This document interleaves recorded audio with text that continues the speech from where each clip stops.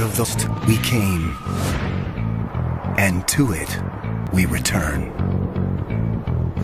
This is one of the last temperate rainforests in the world. Remote, primeval, and pulsing with life. If there's a paradise on Earth, this just might be it. The Alexander Archipelago of southern Alaska. And at the crest of the food chain is one of the most majestic creatures on the planet.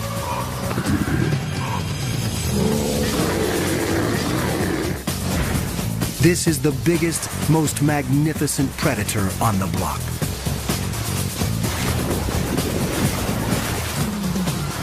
But everywhere, its ancient haunts are under siege.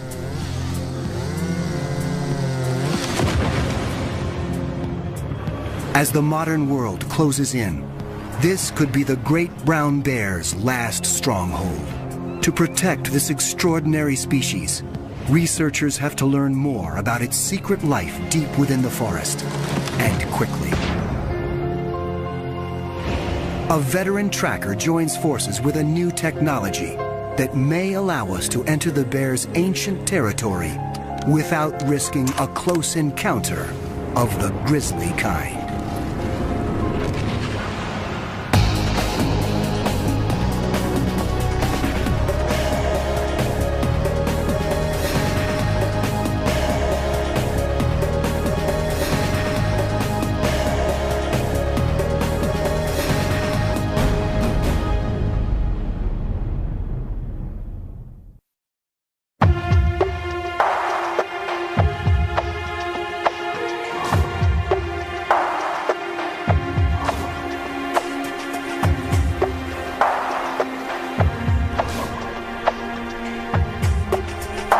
The Alexander Archipelago.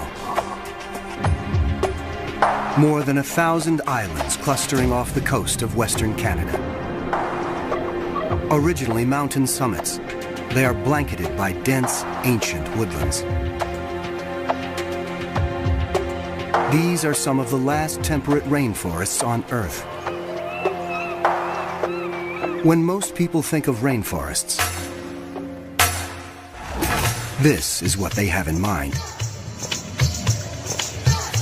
Lush, wet, warm, a steaming jungle. This is the tropical rainforest. Young, leafy trees, a huge variety of wildlife.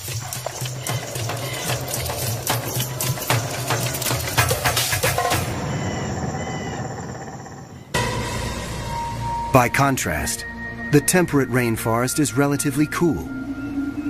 It grows in coastal areas, and its trees are mainly spruce and hemlock, often between 500 and 1,000 years old. It is less diverse than the tropical rainforest, but no less imposing. It is a place where land and sea come together to form a whole greater than the sum of its parts.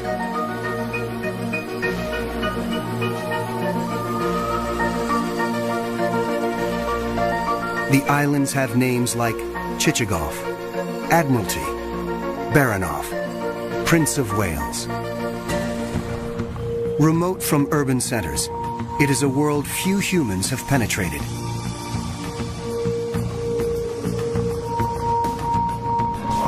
As a result, this vibrant ecosystem is a kind of heaven on Earth.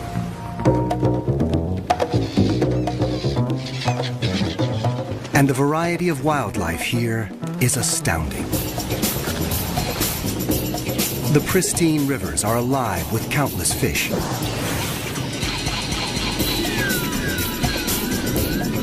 Amidst the islands, killer whales breach.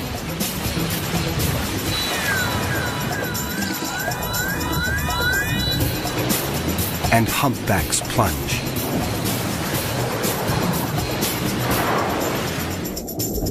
Dall's porpoises and Steller's sea lions feast in the food-rich waters.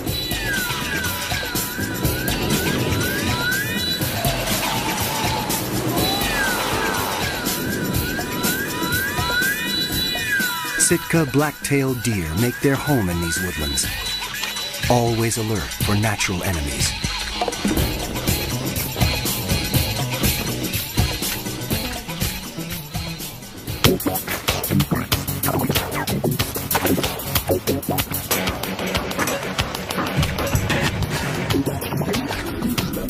And the lord of this southern Alaska paradise is this mighty beast. You may know this bear as the grizzly.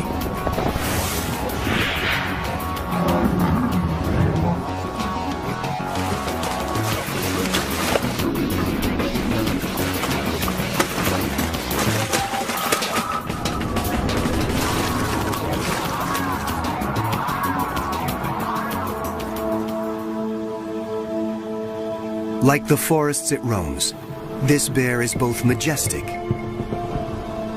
and mysterious. In North America, brown bears are often called grizzlies, though biologists reserve the term grizzly for inland brown bears and use brown for bears that live on the coast. Genetically, the two are identical.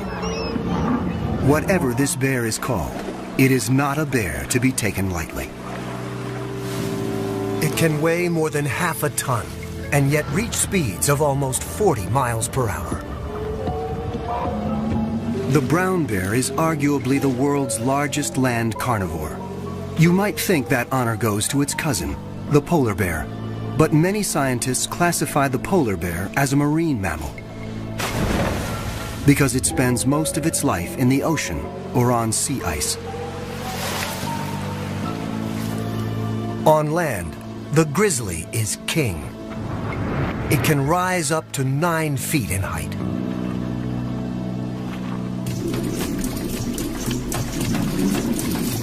Bears are formidable hunters. They have a keen sense of smell, 7 times more powerful than a dog's. And they are notoriously patient in stalking their prey.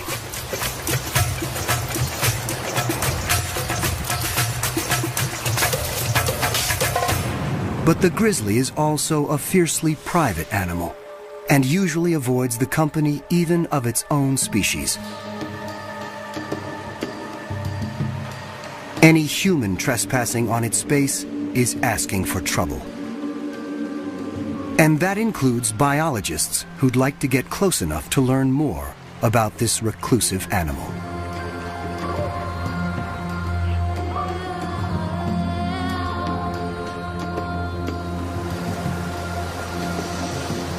In the rainforest, the brown bear rules. It has no natural predators. And yet, worldwide, its numbers have been in decline for the last 100 years.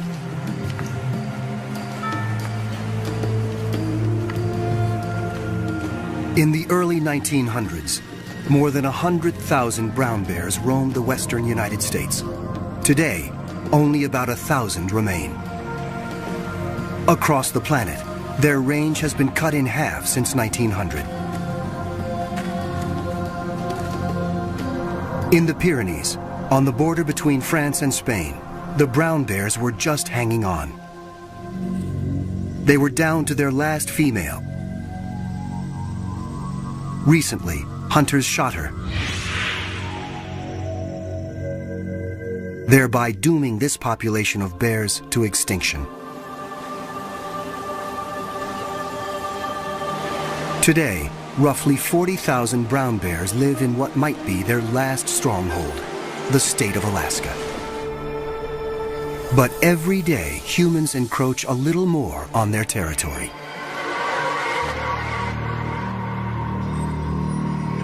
And once again, as in the ancient story, it's man who has brought trouble to paradise.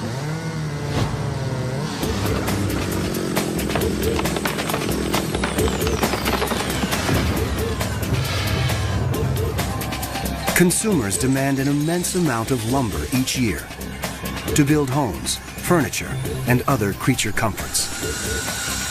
The inevitable result, forest clear-cutting and the roads built to carry out the trees.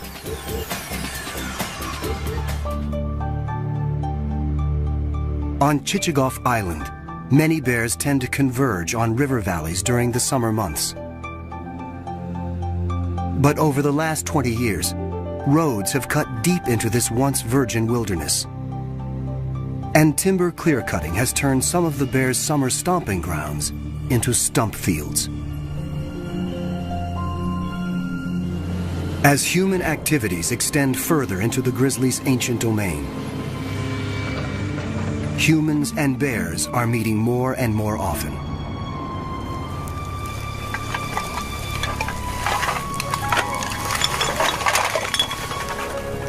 It is a recipe for disaster, for bears, and sometimes for people. This massive predator can be extremely dangerous when suddenly confronted by a human on its turf. And yet, to protect these animals, researchers need to learn more about their numbers, their movements, and their vulnerabilities. They have to get up close and personal with a 500-pound animal that doesn't want them there. That's exactly what one man does for a living, and has for the last 30 years. Born in Wisconsin, Laverne Beyer came from a family of hunters.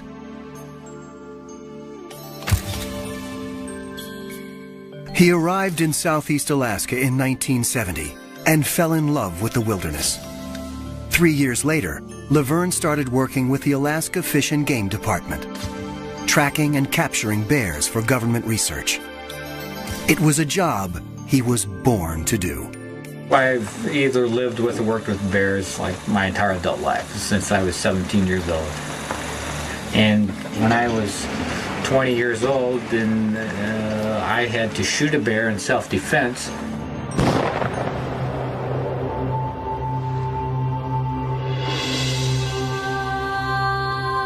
And once you have to shoot a bear in self-defense, that's kind of one of those events in your life you don't forget.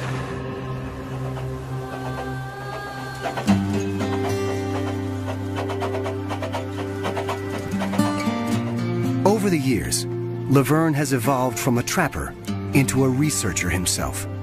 Largely self-taught, he works on the cutting edge of bear research technology here in Southeast Alaska.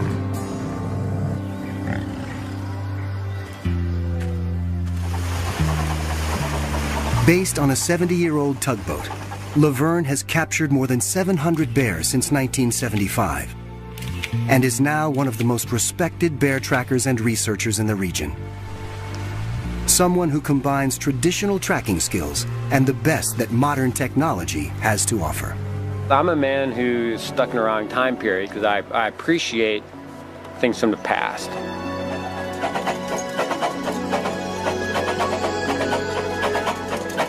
I definitely appreciate technology, and I guess it's somewhat like, too bad a person couldn't live in the past, but yet have some technology of the future.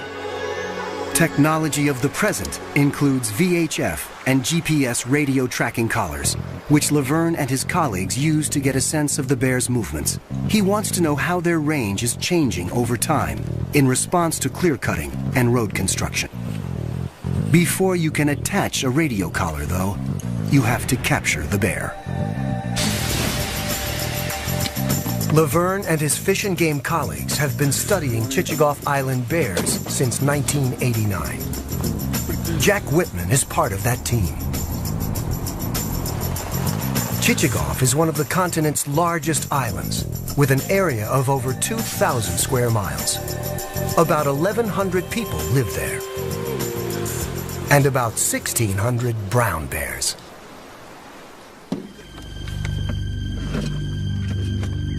As they prepare for their research expedition into the brown bear's domain, they're all too aware of how alert they have to be. We're trespassing in a pretty major way in places where brown bears live, where most people shouldn't go. It would be foolish, regardless, how one feels about bears, not to carry a weapon.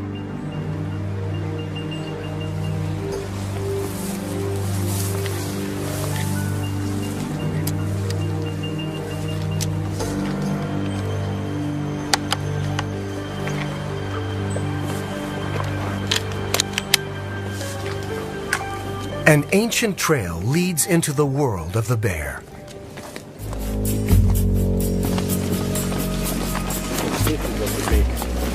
This is a bear trail, it's not a people trail. Yeah.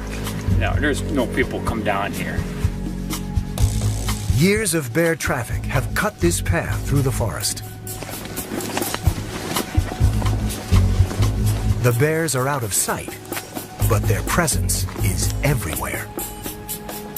You can probably see bear hair still attached. Big knot of bear hair there. To learn where bears roam off the beaten path, Laverne and Jack want to deploy a radio collar. And that means they have to catch a bear.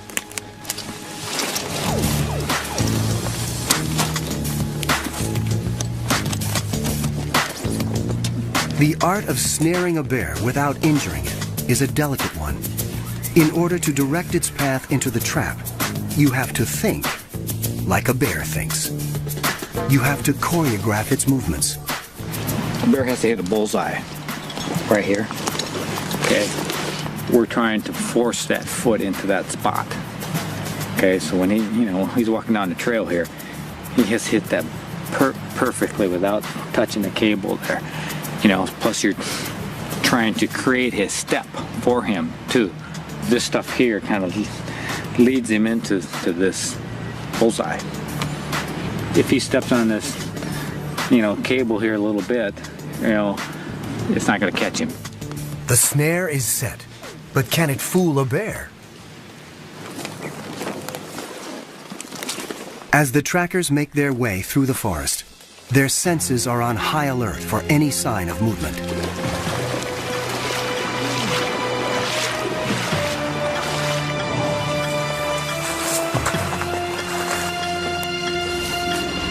One of their snares has been triggered, but it didn't catch a bear.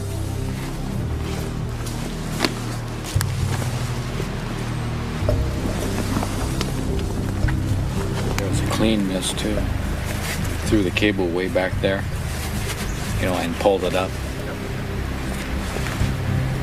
This here's been bumped a little, coming that way. It's going that way. Yeah, I think he stepped on this. Kind of looking at it. One thing is sure, there are bears close by. It's nice working down here where there's some targets out there. It's a target-rich environment. They try again and move on.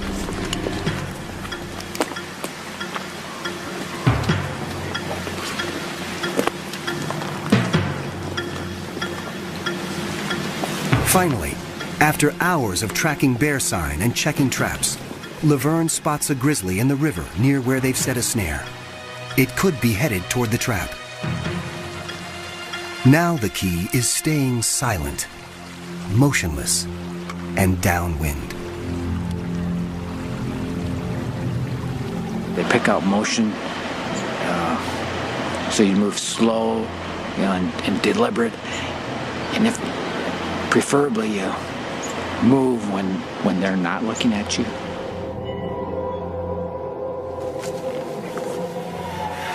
Once this bear has entered the woods, it is virtually invisible. Trying to determine whether the bear knows if we're here or not by the wind. The wind's kind of going right towards it. After nearly 30 minutes, Laverne and Jack hear signs that the bear's been caught, but how firmly the snare has grabbed its foot is unclear. At this point, it's kind of, how is this all going to play out? There's other things that are going to happen here to determine whether it's a good capture, a bad capture, an ugly capture.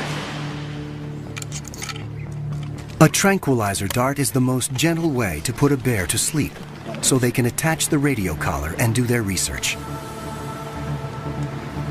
For now, the animal seems relatively calm. Once the bear definitely discovers that we're here, it could be a different story. The body language could be different. It could become more aggressive. These woodsmen are skilled at keeping their bear encounters from turning violent. Still, they never enter the forest unarmed. Regardless of the size of the bear, they're capable of, injuring and killing people. So it's just prudent to carry a weapon, and it hopes you don't have to use it.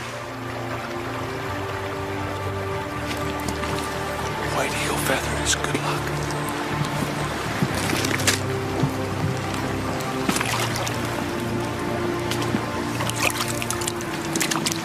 To make sure he places the dart accurately, Jack has to get within 10 yards of a 500-pound and now very aggravated bear. As he lines up his sight, Laverne covers him, just in case.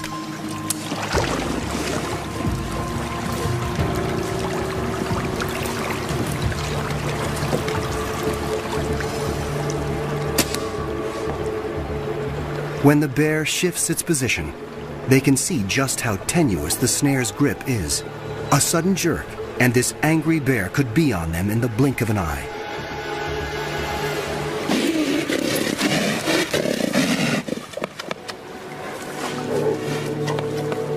Luckily, the tranquilizer is already taking effect. If not, the bear might easily have pulled free. Minutes later, she's out. And the researchers can go to work. But Laverne and Jack know that another bear could be watching them. Their every sense is attuned to movements and sounds coming from the trees. They waste no time. First, a blood sample. Then, the radio collar. Radio tracking is an indispensable tool for assessing the movement patterns of a population of bears. Each collar has a unique frequency, so each bear has a unique frequency. It allows us to hear where she is.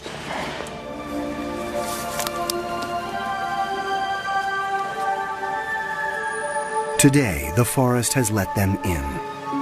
It remains to be seen if it will let them leave.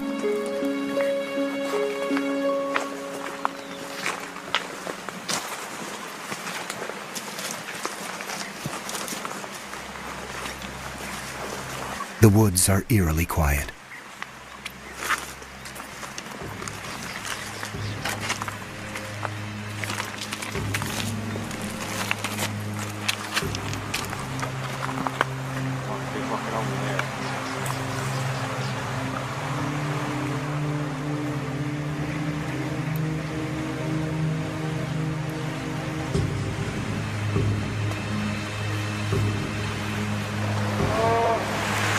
Hear something? Yep, right there. I think I hear a growl. Suddenly, they realize they're being watched.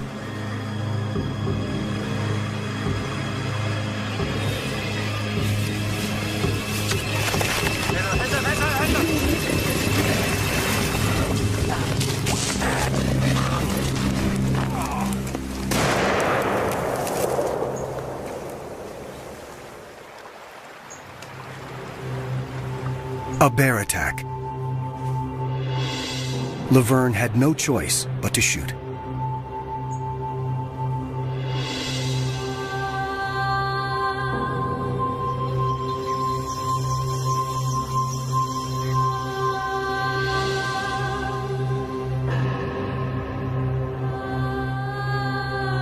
A day that began so auspiciously has ended in heartbreak.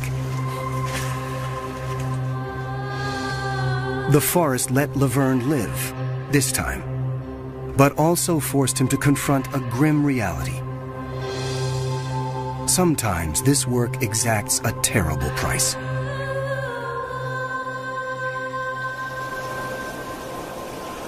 The attack has left Laverne with more than just emotional scars.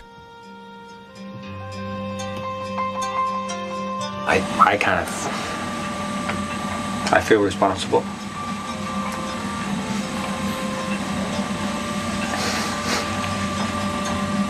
I did not want to pull that trigger. I did not want to kill her. It was like shooting a friend.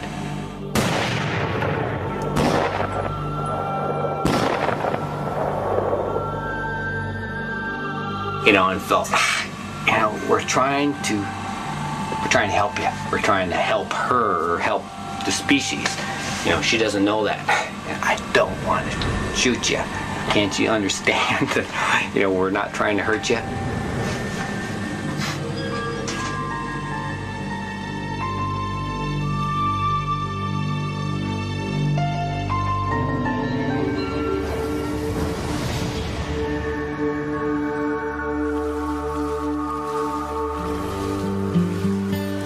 Brown bears are normally solitary creatures.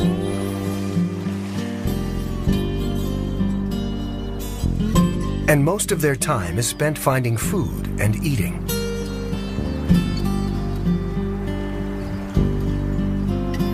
This is especially important for mother bears. These twins were born during winter.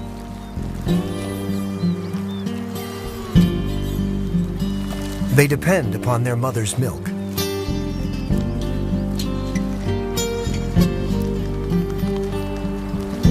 She must find enough food to sustain herself and her family.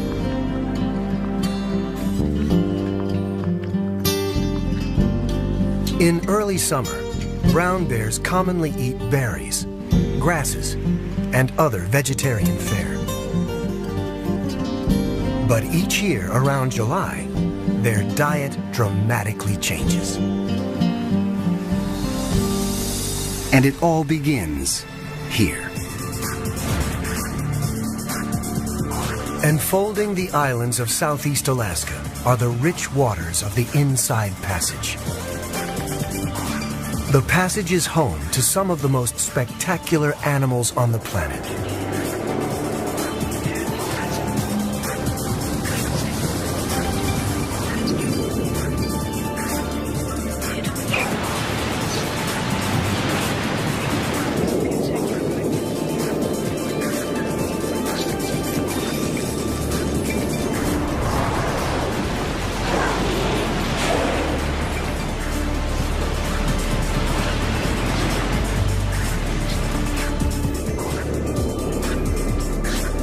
The cold, nutrient-rich waters welling up from the Pacific depths nurture a flourishing food chain. Massive schools of fish thrive on rich plankton and attract an army of predators. Humpback whales gather to feast, working in groups to capture herring.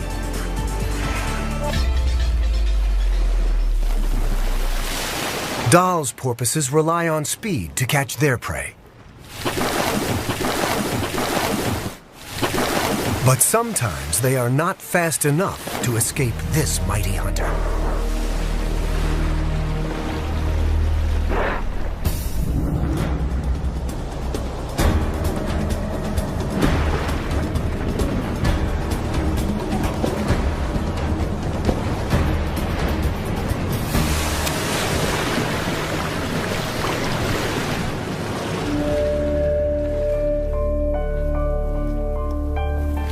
On shore, another mighty hunter is getting impatient, waiting for its share. For in a coastal rainforest, the worlds of sea and land are intimately connected. And the ocean's emissary to the rainforest is this remarkable pilgrim, the salmon.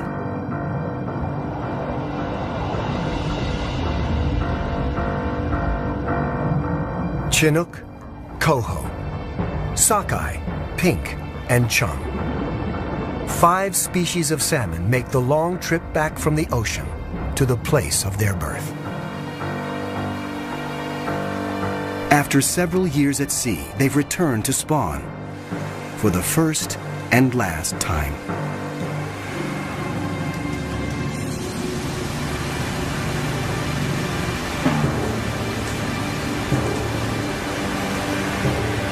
These weary travelers have overcome crushing odds to make it this far.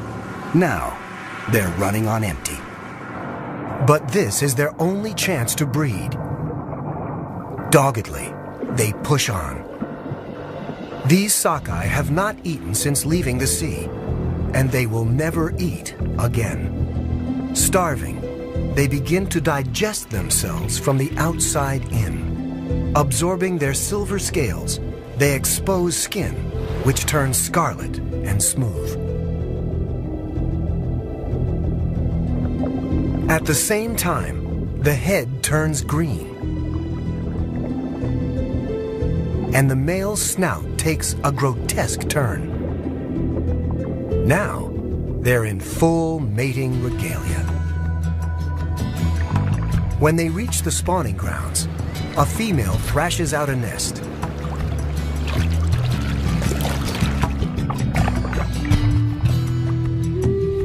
The male shadows her, ready to do his part.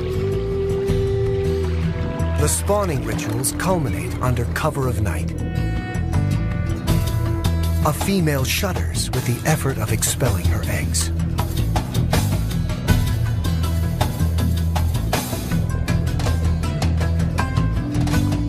Her mate shudders in reply, fertilizing them with a smoky stream of milt.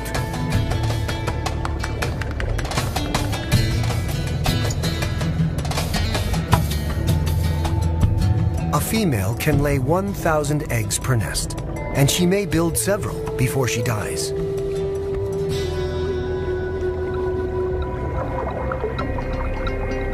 But it's only a few that make it this far. Most will perish long before then from marine predators or sheer exhaustion. Or we'll have to run a gauntlet of hungry bears who have been waiting months for just this moment.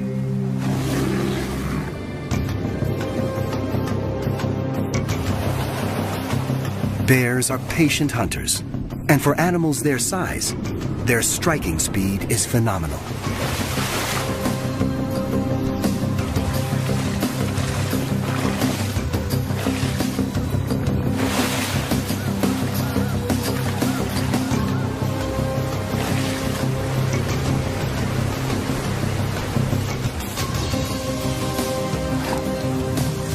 This is a time of feasting for leaner days ahead. Often the bears don't even bother with the salmon meat. They're after the fattier and more nutritious parts, the eggs, the brain, the skin.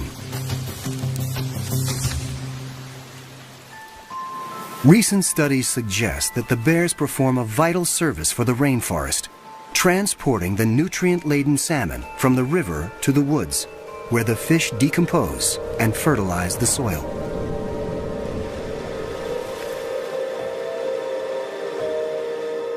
But bears aren't the only hunters on Chichagof Island today. Brown bear hunting is legal in Alaska. Brown bear hunting season is open until the 20th of May. No matter how Laverne may feel personally about the practice, big game hunting is a popular sport in Alaska. If it's going to happen anyway, Laverne wants to make sure it's done properly, and the right bears are taken. Brown bears are the second slowest reproducing big game animal in North America. The female component of the bear population is the component that you want to protect the most. With more than 3 decades experience, few guides are better equipped to track an Alaskan brown bear than Laverne. But he's here for one reason and one reason only: to make sure that if a bear is going to be shot, it's going to be a mature male bear. Laverne operates by another rule as well. He never guides in the same areas where he conducts his research. Today, he's accompanying a hunter to nearby Admiralty Island. We're looking for a male bear, which is a male bear. To identify a male bear has to be an 8-foot bear or larger, or like a 22.5-inch skull or larger. It's the body movement, body structure. That bear there has about a 20-inch skull. Which means it's likely a female and off limits.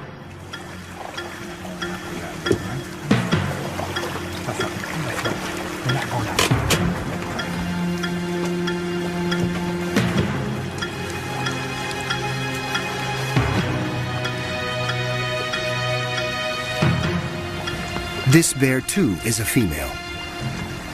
The hunter may be frustrated, but Laverne won't allow a female to be shot.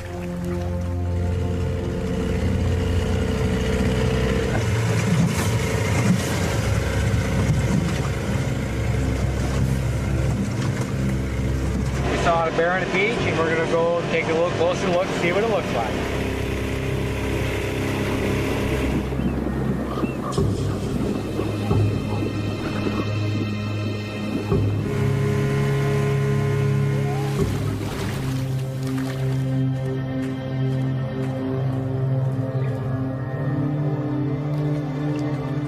This is a large, old male.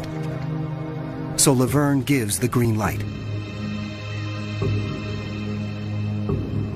The hunter lines up his scope. What an animal. My God. My God.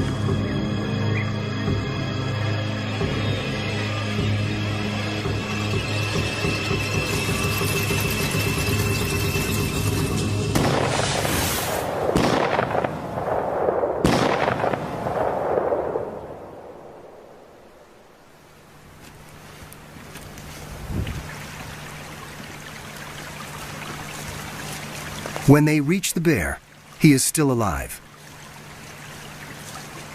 Laverne makes sure he is put out of his misery quickly. Get it over with.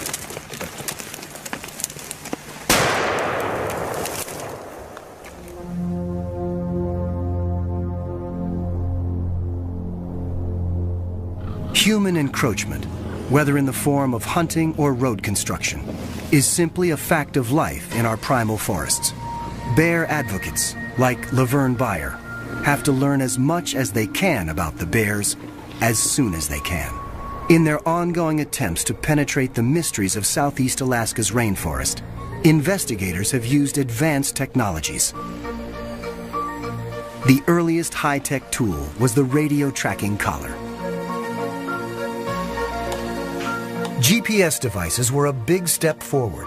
They make use of dozens of orbiting satellites to calculate the precise location of a tagged animal, sometimes within 3 feet. But GPS only tells researchers where the animal is, not what it's doing.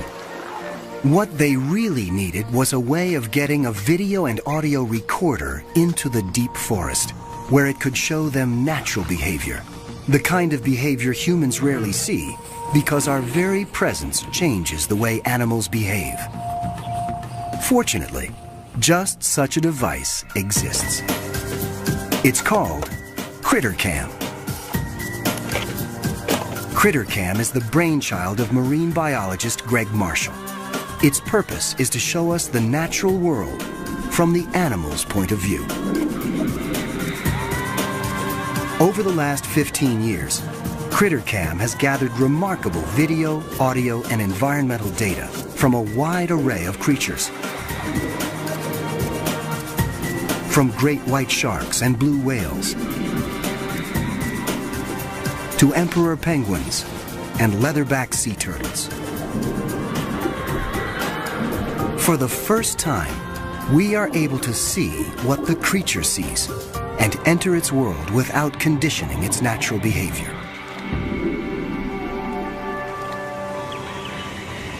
In fact, just off the coast here, CritterCam recently brought back remarkable footage of one of the region's most impressive marine mammals, the humpback whale.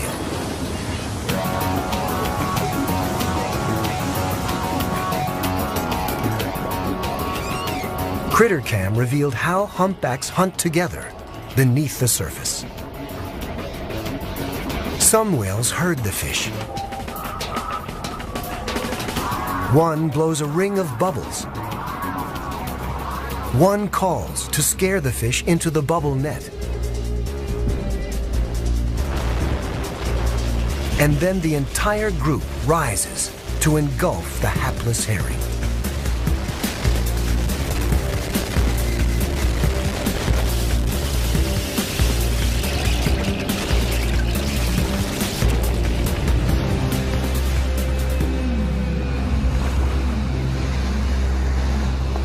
For For the first time, scientists could penetrate the murky waters and watch the whale's behavior.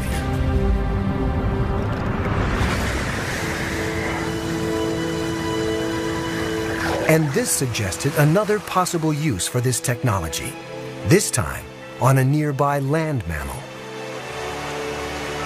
Because as experienced a tracker as Laverne is, he's never been able to watch brown bears in the thick of the forest. The GPS has been used on wildlife here in the past few years. Well, the next step for scientists is critter cam technology, seeing visually the wildlife's viewpoint. After years of success using critter cam to study sea life, Marshall and his team have developed a critter cam for land animals. This terrestrial version presents challenges the underwater device never had to face. For one thing, since audio and video signals don't travel through water, all data is recorded to an onboard tape, which is automatically released after 6 hours. There's no transmission with marine critter cam, so interference isn't an issue. But a rainforest is something else entirely. It's an interference machine. So engineer Dave Rash and his colleagues have put in thousands of hours making sure terrestrial critter cam was up to the job. Every element of the device had to be tested and retested, and then retested again. But it will all be worth it if critter cam brings back information that can help researchers protect the species. Still, lab testing only gets you part way. The critter cam team needed to find out how it performed on a live animal before they got into the field with a wild grizzly. How you doing? This is Damascus, the grizzly bear. He's about a 5-year-old guy. Lay down, lay down. Be a good boy. Look at that thing. Look at that thing. What do you think of that?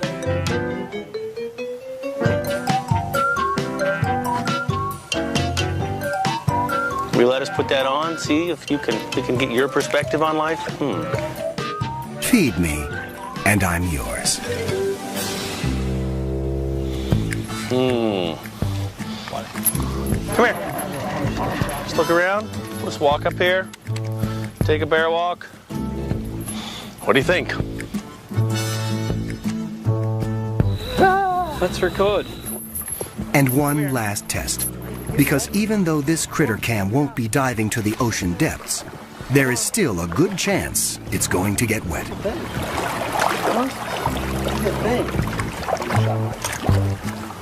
boy, huh? You want to swim a little? You want to see a little swimming? This is as far as Dave is going to get with a tame bear in controlled surroundings. It's time to head north.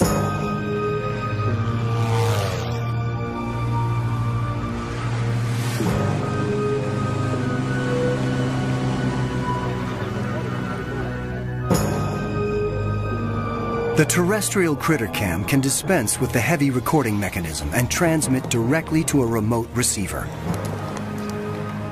Which is a good thing, because the device won't be buoyed up by water, as the marine version was. Another plus, the device won't be limited by the length of a videotape. Still, there's a very real danger that even if critter cam makes it into the woods on the back of a bear, the dense forest will frustrate the team's efforts to get a clear signal. In the temperate rainforest, Southeast Alaska, to make the critter cam technology work that you currently have today is quite challenging. It's not the plains of Africa. First step, before going after a bear, field test critter cam on a somewhat less dangerous animal. What's going on here? I'm going up testing the Greg Marshall critter cam. How do you feel about it? Yeah, stop the debate about whether it's going to work through the forest or not. It doesn't take long to see the shape of things to come. Well, we're just tracking Vern as he walks up the canyon. And The signals that I'm getting aren't as strong as I expect. Dave quickly tracks down the source of the problem. This antenna has connections on it which are very clearly marked. Even the best labelled things are no match for stupidity sometimes. Now we've got much better video.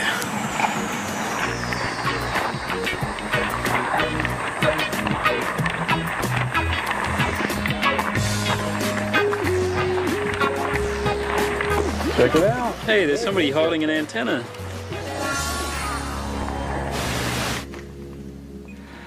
There's only so much preparation Dave can do. They'll have to try it out on a real bear and make adjustments as they go. We've come all this way, put in all this effort to get to this point, and I don't want my electronic part to be the thing that makes it not happen today, so I'm nervous. The effort will all be worthwhile if CritterCam can bring back information that will help safeguard these bears' future. CritterCam may be light years more advanced than a radio collar, but the process of getting it on a bear is just the same.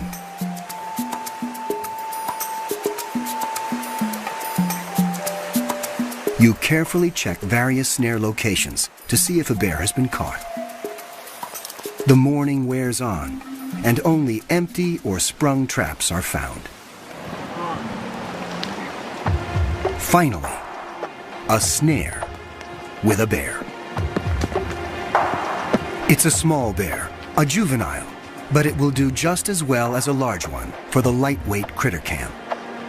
Another bear could be nearby, so everyone keeps their eyes and ears open.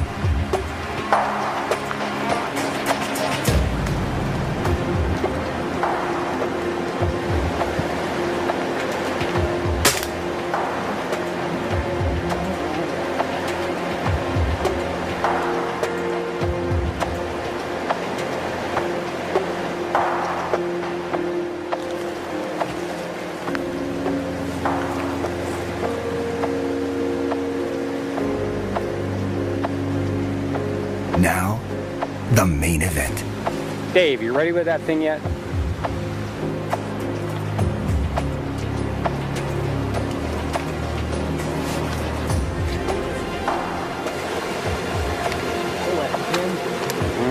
Is that going to be locked then? What's that? She's on. Till you hit the button, huh? Can you push that little thing in there?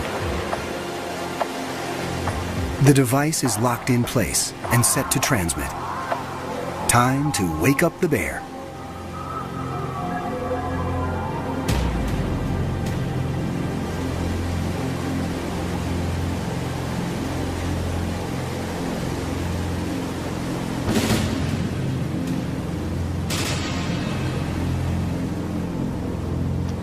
We've seen this shot many times before, but we've never seen anything quite like this. She doesn't seem to mind the CritterCam around her neck at all. The bear is groggy, but she knows enough to head straight into the woods. The system's working. She's right on the edge of the range, but the signals are really marginal. I think she's right over on the other hill. It might be better for us to move over there if we can. Now I guess the work begins as we track the animal and see where it goes. So we might have our night cut out for us.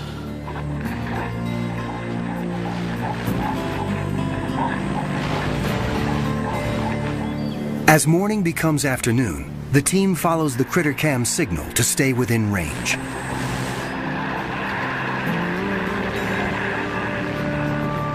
Dave continually monitors the system's performance in this difficult terrain. Suddenly, an animal known for its solitary nature shows its softer side. Right there. There's a bear with her. She's having a greeting right now. That might be Mom. This is a complete surprise.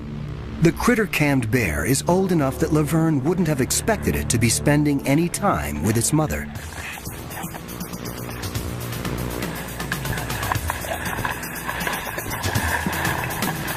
As the video starts to flow more clearly, they see some of the most intimate pictures ever captured of bear life in the depths of the forest.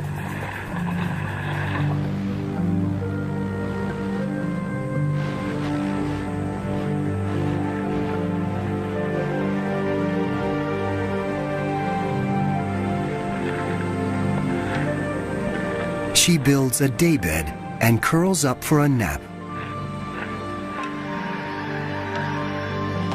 See, that was cool, the fact that she joined up with two of the bears.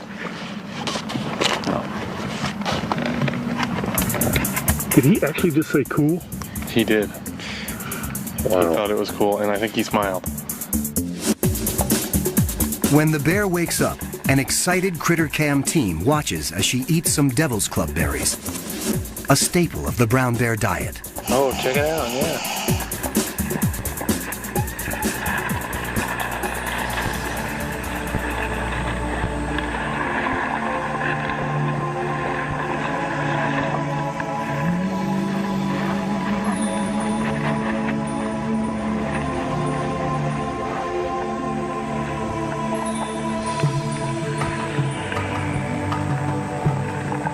Then she appears to eat a toad, not something her species is known to consume very often.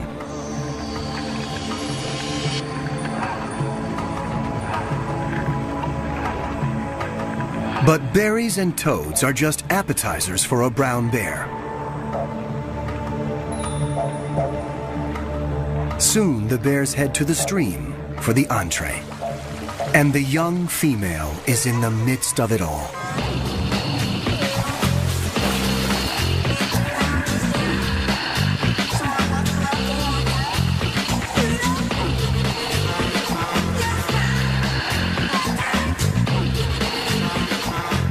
That's pretty good right there.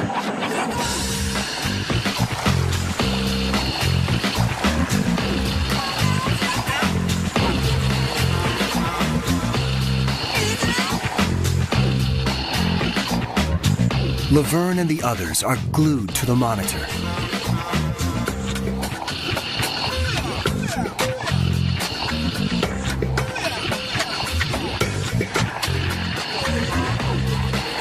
It's been a remarkable day. CritterCam has allowed Laverne and the others to walk with these bears without trampling their world. And what they are seeing bodes well for future research. Research that could tip the odds in favor of these amazing animals.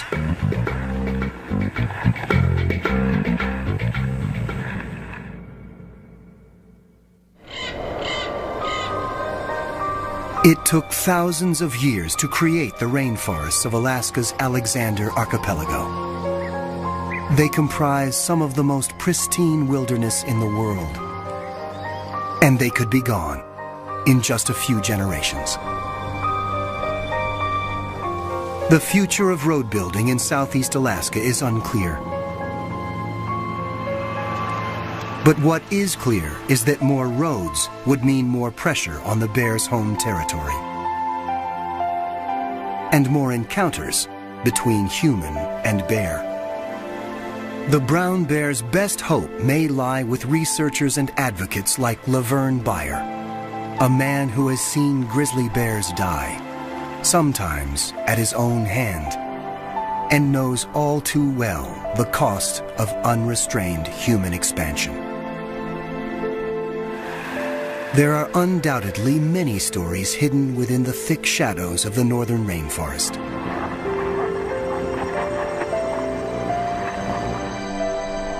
For now, though, it has surrendered only some of them.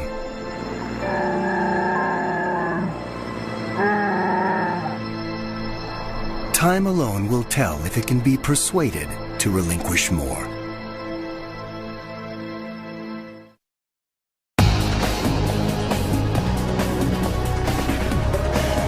To purchase Bear Island on DVD, call 1-800-PLAY-PBS.